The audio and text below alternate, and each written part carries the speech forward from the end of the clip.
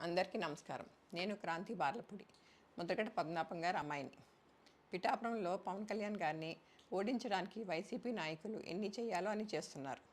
ముఖ్యంగా నిన్న మా నాన్నగారు ఒక బాధాకరమైన ఛాలెంజ్ చేశారు.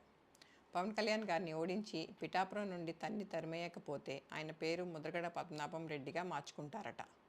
ఈ కాన్సెప్ట్ ఏంటో నాకు అసలు అర్థం కాలేదు. ఆయన ప్రకటన ముద్రగడ అభిమానులకు సైతం నచ్చలేదు.